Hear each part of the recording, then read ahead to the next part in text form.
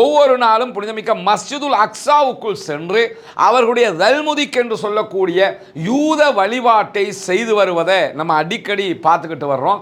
இன்றைய நாளில் கூட 170க்கு மேற்பட்டவர்கள் புனிதமிக்க மஸ்ஜிதுல் அக்ஸாவுக்குள் பலவந்தமாக நுழைந்திருக்கிறார்கள். இஸ்லாமியர்களுடைய 3வது புனித தலமாக மஸ்ஜிதுல் அக்ஸா இருக்கிறது. என்னன்னா அந்த காசாவுக்குள்ள உணவு வருது என்று சொல்லி சொல்றாங்க இல்லையா, அதை நம்ம ஏற்கனவே கிளியர் படுத்திட்டோம். அப்படி எந்த உணவுகளும் காசாவுக்குள்ள வரல. இந்த செய்திகளோட சேர்த்து இன்னைக்கு ஒரு முக்கியமான ஒரு அறிக்கை வெளியாக இருக்கு. இஸ்ரேலுடைய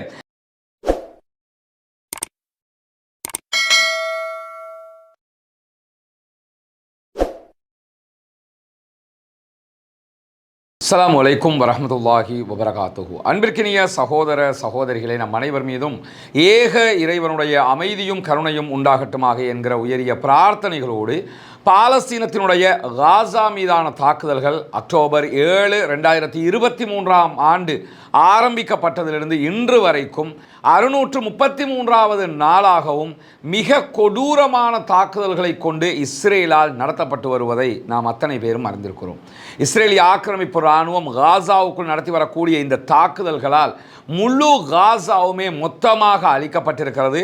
அங்கே அழிக்கப்படாத எந்த ஒரு கட்டிடங்களும் கிடையாது. 25 லட்சம் மக்கள் அகதிகளாக ஒரு இடத்திலிருந்து மறு இடத்திற்கு ஒவ்வொரு நாளும் அலைக்கழிக்கப்படுகிற நிலைமை தொடர்ந்து வருகிறது.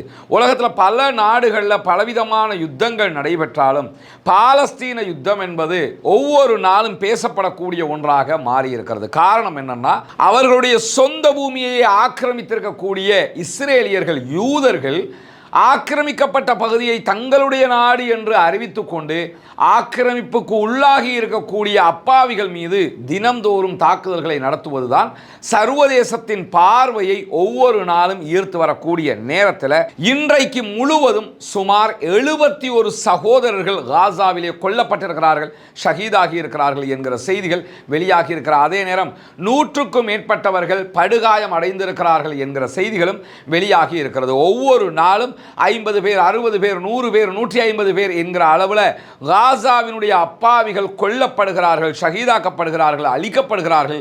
ஆனால் சர்வதேச உலகமும் அரபு நாடுகளும் இந்த நிமிடம் வரைக்கும் கைகட்டி பார்த்து கொண்டிருக்கக்கூடியதையும் நம்ம கண்ணுக்கு முன்னாடி பார்க்க முடிகிற அதே நேரம் அமெரிக்க அதிபர் டொனால்ட் ட்ரம்ப் ஒரு 2 வாரங்களுக்குள்ளாக பாலஸ்தீனத்திற்கும் இஸ்ரேலுக்கும் இடையில ஒரு சமாதான உடன்படிக்கையை கொண்டு வர முடியும் என்று தெரிவித்திருந்த கருத்துக்களை நம்ம கடந்த வீடியோக்களையும் பார்த்துருக்கிறோம். ஆனால் இதுவரைக்கும் பாலஸ்தீன விடுதலை போராட்ட அமைப்பு இந்த சமாதான உடன்படிக்கை தொடர்பான எந்த கருத்துக்களையுமே சொல்லாத நிலையில் நேற்றைய தினம் அமெரிக்க அதிபருடைய கருத்துக்களை இஸ்ரேலிய பிரதமர் பெஞ்சமின் நெதன்யாகு ஆதரித்திருந்தாலும் இன்றைய நாள் இஸ்ரேலுடைய அமைச்சரவை கேபினெட்டில் என்ன பண்ணாங்கன்னா, இது தொடர்பான பேச்சுக்கள் எடுக்கப்பட்டிருந்தது.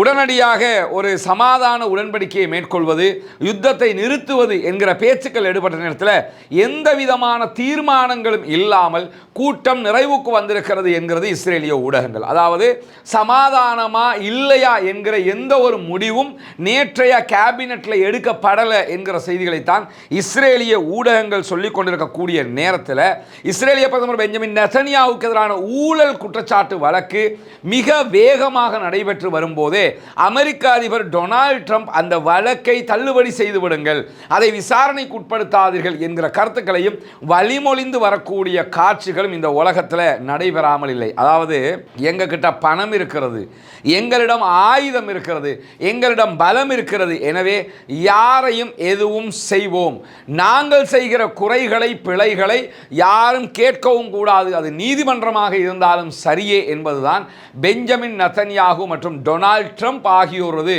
செயல்பாடுகள், பார்வைகள் என்பதை இந்த உலகம் ஒவ்வொரு கணமும் பார்த்து கொண்டிருக்கக்கூடிய நேரத்தில் இன்றைக்கும் பாலஸ்தீனத்திற்குள்ள பாலஸ்தீன விடுதலை போராட்ட அமைப்பினர் இஸ்ரேலிய ஆக்கிரமிப்பு இராணுவத்திற்கு எதிராக தாக்குதல்களை நடத்தியிருக்கிறார்கள். அப்பாவிகளை கொண்டு வரக்கூடிய ஆக்கிரமிப்பு இராணுவத்திற்கு எதிராக பாலஸ்தீன விடுதலை இராணுவத்தினுடைய துணை இராணுவ குழு இன்றைக்கு நடத்தி இருக்கக்கூடிய தாக்குதல்களில் 3 மெர்காவா டேங்குகள் அளிக்கப்பட்டிருக்கக்கூடிய செய்திகளோடு ஒரு ஆட்களை ஏற்றி செல்லக்கூடிய கேரியரும் அளிக்கப்பட்டிருக்கிறது என்கிற செய்திகள் வெளியாகி இருக்கிறது. 3 மெர்காவா டேங்க்னா ஒரு 15 பேர் குறைந்தது கொல்லப்பட்டிருப்பார்கள். ஆட்களை ஏற்றி செல்லக்கூடிய ஒரு கேரியரும் அளிக்கப்பட்டிருக்கிறதுனா அதில் ஒரு 5 பேர் என்று வைத்துக் கொண்டாலும் சுமார் 20 இஸ்ரேலிய ஆக்கிரமிப்பு இராணுவத்தை சேர்ந்தவர்கள் இன்றைக்கும் காசாவுக்குள்ள கொல்லப்பட்டிருக்கக்கூடிய நேரத்தில் இஸ்ரேலுடைய ஊடகங்கள் இப்படியான எந்த செய்திகளையுமே ஒளிபரப்புவது இல்லை. எத்தனை பேர் செத்துருக்கிறாங்க, செத்தது உண்மையா பொய்யாங்கிறத கூட அவங்க வெளியில சொல்லாமல் இருக்கிறாங்க. நமக்கு தெரியும், இஸ்ரேலை பொறுத்தவரையில் 100% இராணுவ தணிக்கையை அவர்கள் மேற்கொள்கிறார்கள். அதே நேரத்தில் இஸ்ரேலிய ஆக்கிரமிப்பாளர்கள் ஒவ்வொரு நாளும் புனிதமிக்க மஸ்ஜிதுல் அக்ஸாவுக்குள் சென்று அவர்களுடைய தல்முதிக் என்று சொல்லக்கூடிய யூத வழிபாட்டை செய்து வருவதை நம்ம அடிக்கடி பார்த்துக்கிட்டு வர்றோம். இன்றைய நாளில் கூட 170க்கு மேற்பட்டவர்கள் புனிதமிக்க மஸ்ஜிதுல் அக்ஸாவுக்குள் பலவந்தமாக நுழைந்திருக்கிறார்கள். இஸ்லாமியர்களுடைய 3வது புனித தலமாக மஸ்ஜிதுல் அக்ஸா இருக்கிறது. நபிகள் நாயகம் ஸல்லல்லாஹு அலைஹி வஸல்லம் அவர்கள் 3வது புனித தலமாக அதனை பிரகடனம் செய்திருக்கிறார்கள். அந்த புனித தலத்திற்குள்ளாக ஒவ்வொரு முறையும் இப்படியான செட்லர்ஸ் என்கிற குடியேறிகள் உள்ள நுழைஞ்சு என்ன பண்றாங்கன்னா பள்ளிவாசலை தாக்குகிறார்கள், பள்ளிவாசலுக்கு சேதத்தை உண்டாக்குகிறார்கள். அவர்களுடைய மத கடமையாக இருக்கக்கூடிய தல்முதிக் என்கிற ஒரு மத செயல்பாட்டை முன்னெடுக்கிறார்கள். இன்றைக்கும் அதே காரியத்தை செய்திருக்கிறார்கள். சர்வதேச உலகம் முழுவதும் நீதி, நியாயம், ஜனநாயகம் என்று பேசக்கூடியவர்களும் அமைதியாகத்தான் இருக்கிறார்கள் என்பதையும் நம்ம புரிந்து கொள்ள முடிகிற அதே நேரத்தில் கான் யூனிஸில் பாலஸ்தீனத்தை சேர்ந்த அப்பாவிகள் உதவிக்காக காத்திருந்த நேரத்தில் இன்றைக்கு நடத்தப்பட்டிருக்கக்கூடிய தாக்குதல்களில் 13 பேர் கொல்லப்பட்டிருக்கிறார்கள், ஷஹீதாகி இருக்கிறார்கள், 50 பேர் படுகாயம் அடைந்திருக்கிறார்கள் என்கிற செய்தியும் தனியாக இடம்பெற்றிருக்கிறது. என்னன்னா அந்த காசாவுக்குள்ள உணவு வருது என்று சொல்லி சொல்றாங்க இல்லையா, அது நம்ம ஏற்கனவே கிளியர் படுத்திட்டோம். அப்படி எந்த உணவுகளும் காசாவுக்குள்ள வர்றதா இருந்தால் ரஃபா பார்டர், கரீம் அபு ஷலேம் போன்ற பார்டர் வாயில்கள் திறக்கப்பட வேண்டும். அதனூடாகத்தான் உணவுகள் வரணும். கொண்டு வர்றது கூட ஐநாவினுடைய UNRWA அல்லது வேர்ல்டு ஃபுட் ப்ரோக்ராம் போன்ற அமைப்புகள் தான் உள்ளே கொண்டு வர வேண்டும். ஆனால் அப்படி யாருமே உள்ளே கொண்டு வரல. திறந்து விடுங்க, நாங்கள் கொண்டு போகிறதுக்குன்னு தான் கேட்டுக்கிட்டு இருக்கிறாங்க. அதே நேரத்தில் உள்ள அமெரிக்காவும் இஸ்ரேலும் சேர்ந்து என்ன பண்ணுறாங்கன்னு சொன்னால் காசா ஹியூமனிடேரியன் ட்ரஸ்ட் என்று சொல்லி ஒன்று உருவாக்கி அந்த ட்ரஸ்டினூடாக நாங்கள் உணவு கொடுக்கிறோம் அப்படின்னு சொல்லி உணவு எடுக்க வருகிற மக்கள் மீது தாக்குதல் நடத்துகிறார்கள். கொள்வதும் அவர்கள், குண்டுகளை போடுவதும் அவர்கள், எடுக்க வருகிற மக்கள் மீது தாக்குதல்களை நடத்துகிறதும் அவர்கள். அந்த அடிப்படையில் இன்றைக்கும் அமெரிக்க இஸ்ரேல் வழங்குகிற அந்த உணவுகளை எடுப்பதற்காக வேறு வழி இல்லை, அவங்கள்ட்டையாவது போய் எடுத்து சாப்பிட்டு பொழைக்கணும் என்பதற்காக சென்ற மக்கள் 13 பேர் கொல்லப்பட்டிருக்கிறார்கள், 50க்கும் மேற்பட்டவர்கள் படுகாயம் அடைந்திருக்கிறார்கள் என்கிற கவலையான செய்திகளும் இடம்பெற்றிருக்கக்கூடிய நேரத்தில் தான் இன்றைக்கு நார்வே 2 நிறுவனங்கள் மீது தடை விதித்திருக்கிறது. நார்வே அரசாங்கம் என்ன பண்ணியிருக்கிறாங்கன்னா இஸ்ரேலோட இராணுவ நெருக்கத்தை கொண்டிருந்ததாக கூறி 2 பெரு நிறுவனங்கள் மேலே நடவடிக்கை எடுத்திருக்கிறாங்க. அதுக்கான காரணம் என்னன்னா இஸ்ரேலுடைய டிஃபென்ஸ் ஃபோர்ஸஸ் IDF-ஓட இவங்க இராணுவ ரீதியாக ஆயுத ஏற்றுமதி ஒப்பந்தங்களை செய்து கொண்டார்கள். எனவே தான் அந்த நிறுவனங்களுக்கு தடை விதிக்கிறோம் என்று தடை விதிக்கப்பட்டிருக்கிறது. நார்வேயை பொறுத்தவரையில் இஸ்ரேலுடனான எந்த விதமான ஆயுத கொடுக்கல் வாங்கலும் செய்யக்கூடாது.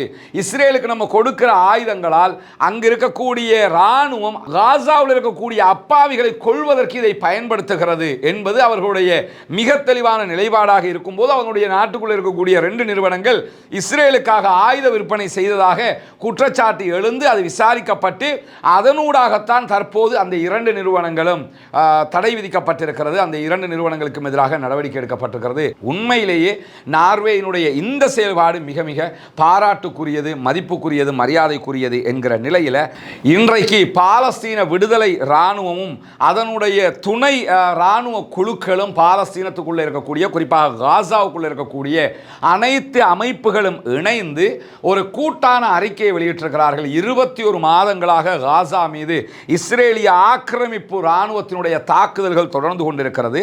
இந்த தாக்குதல்களை நிறுத்துவதற்கான பொறுப்புகளை ஏற்றுக்கொள்ளுங்கள், இந்த தாக்குதல்களை நிறுத்துங்கள், அது தொடர்பான பேச்சுக்களை நடத்துங்கள், அது தொடர்பாக அமெரிக்காவுக்கு அழுத்தங்களை விடுதலை வழங்குங்கள் என்று சொல்லி அரபு மக்களையும் அரபு நாடுகளையும் கேட்டுக்கொள்கிறோம். நாங்கள் செத்து மடிவது உங்கள் கண்ணுக்கு தெரியவில்லையா என்கிற பாணியில் அவங்க என்ன பண்ணியிருக்கிறாங்கன்னா இன்னைக்கு ஒரு அறிக்கையை வெளியிட்டிருக்கிறார்கள். அந்த அறிக்கையை பார்க்கும்போது ஒன்று தெரியுது, இவ்வளோ நாங்கள் போராடுறோம், எங்களை மீட்டுக்கொள்ள பாடுபடுறோம், எங்கள் மக்களை பாதுகாத்துக்கிறதுக்கு பாடுபடுறோம், ஆனால் பக்கத்தில் இருக்கிறீங்களே அல் முஸ்லிமோ அகுல் முஸ்லிம் என்று ரசூலுல்லாஹ் சொன்னார்கள். ஒரு முஸ்லிம் இன்னொரு முஸ்லிமுக்கு சகோதரன் என்றும் சொன்னார்கள்.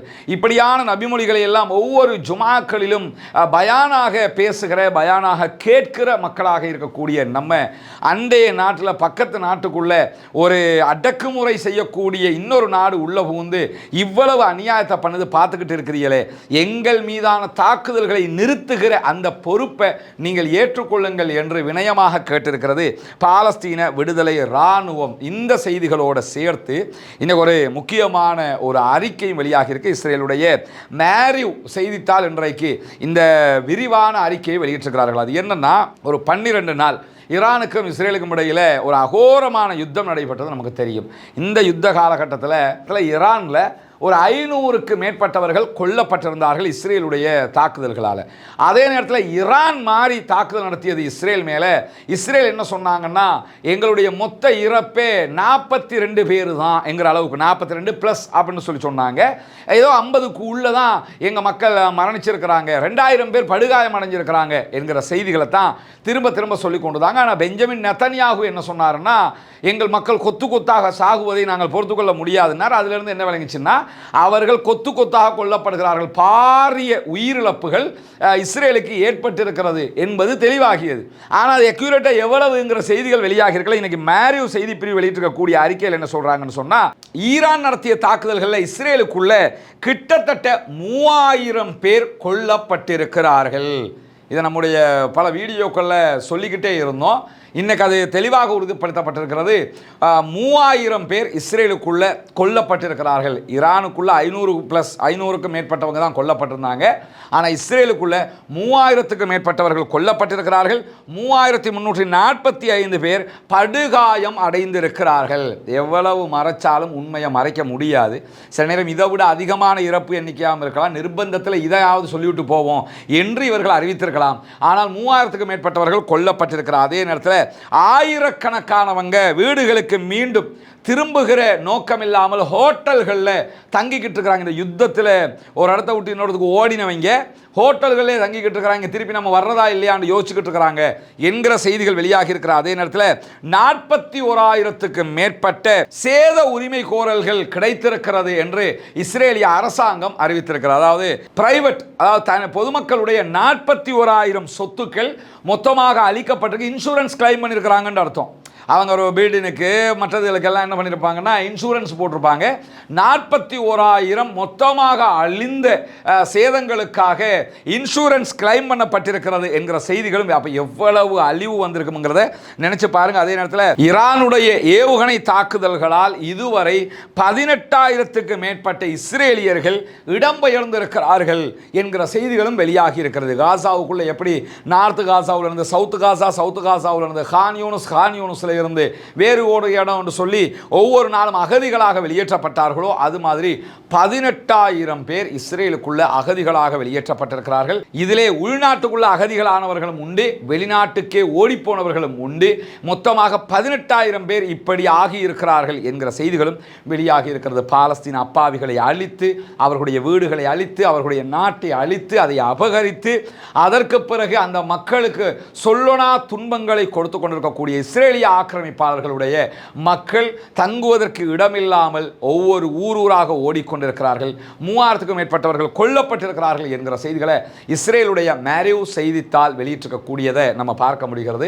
இன்றைக்கு வெளியாக இருக்கக்கூடிய முக்கியமான செய்திகளை தான் நம்ம பார்த்துருக்கிறோம். தொடர்ந்தும் இணைந்திருங்கள். பாலஸ்தீனம் வெற்றி பெற வேண்டும், பாலஸ்தீனம் சுதந்திரம் அடைய வேண்டும், பாலஸ்தீன அப்பாவிகளும் நம்மை போன்று நிம்மதியாக வாழ வேண்டும், மாற வேண்டும் என்கிற உயரிய பிரார்த்தனைகளோடு பாலஸ்தீன அப்பாவிகளுக்காக ஒவ்வொரு தொழுகைகளிலும் பிரார்த்திக்கிற அதே நேரம் இஸ்ரேலிய ஆக்கிரமிப்பு இராணுவத்திற்கு எதிராக ஒவ்வொரு தொழுகைகளிலும் குனூத்து நாசிலாவை ஓத மறந்து விடாதீர்கள் சகோதரர்களே என்கிற கோரிக்கைகளையும் விடுத்தவனாக பாலஸ்தீனம் வெற்றி பெற வேண்டும், பாலஸ்தீனம் சுதந்திரம் அடைய வேண்டும், பாலஸ்தீன மக்களுக்காக ஜனநாயக ரீதியாக எப்போதும் குரல் எழுப்புவோமாக. வாஹ்ரு தஅவானா அல்ஹம்துலில்லாஹி ரப்பில் ஆலமீன்.